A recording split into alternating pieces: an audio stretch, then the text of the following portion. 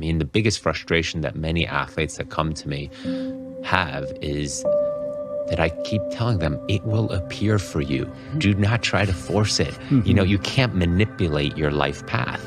And they don't want to hear that. And it takes a few years, and then they'll come back and go, you know what? You're sort of right back then. I'm ready to take that journey now. Right. And it's like we know from swimming, you know, it's like whenever we're too tight today this set is going to be so intense. Like, you try to get yourself mentally ready for it, and then you get there, you're 3 or 4 repeats in, and you're nervous, and you're not swimming well, and your walls are awful, and you're just like chopping through the water. And then it's like, well, what am I making such a big deal out of this? And then slowly you return into what you're capable of. And that's the hardest part, that dichotomy. Yeah. Caring enough for the result and the outcome, but also letting go enough for letting the result and outcome to happen for you. The Eckhart Tolle. Yeah, that's literally my favorite.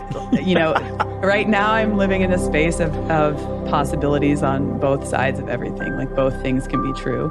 And, you know, I don't work with older athletes like you do, but the younger generation, these teenagers, it's the same thing. It's like this, I don't want to let go of that control, because if I let go of that control, then I'm going to fail. I have, you know, then my confidence will you know, go down the drain. All of these other things that people just hold on so tightly to. And to let go is such a physical experience too, that you have to experience through your body, which I'm a big fan of just that whole conversation. But I think we try to use our minds to wrap around that, to where it's like, I'm just going to let go with my mind. Yeah. And then, yes, we can let go with our minds, but then our bodies are still tense, and our minds are trying to let go and conceptualize this thing that we haven't actually experienced through our whole physical being, which I think quarantine has allowed people to tap in to themselves in a different way, because they don't have that physical outlet in the same way. So they have to release physically through other modalities. Right. You know, I think that's an appropriate kind of place to segue into something you were talking about in your podcast the other day, which is this idea, well, 2 ideas. First being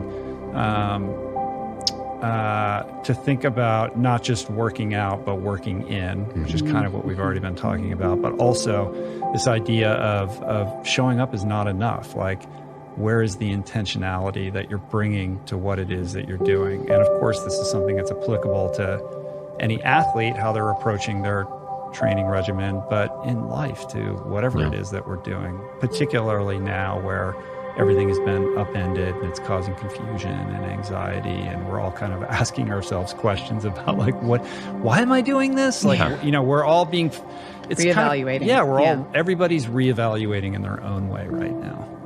Yeah, but that's part of what I go into there, and that is, you know, once you have your purpose and your clarity, you can show up with intention, because you're not questioning the goals, you're not questioning the path. Now you can focus all your attention onto executing the next workout, the next day at work, this project to the best of your ability, because you're not wondering, well, why am I? You don't want to be asking, why am I doing this? That takes everything that you have in that workout or in that project or that vacation with your family. You show up with intention too. Like, if you start wondering, why am I here?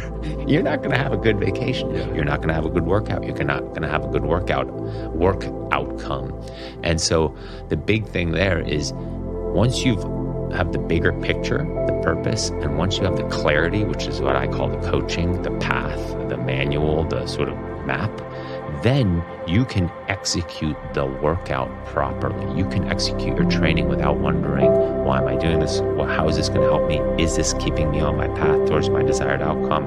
And is this what the coach and I discussed? It's all been laid out already, and we know that from swimming. We're just so ingrained in this that we do. Well, of course these 400 IMs are helping me swim my 400 IM better. Of course this set of 200s with the middle 100 fly is helping me swim my 400 IM better. But in the endurance training world, or just in the work world, if you don't know where you're heading and why you're doing it, the quality of your work is always going to be limited, because you're just constantly wasting cognitive energy, cognitive load as they call it, on other things in order to make it more intentional and clear for you. Once you have that out, you can hit flow.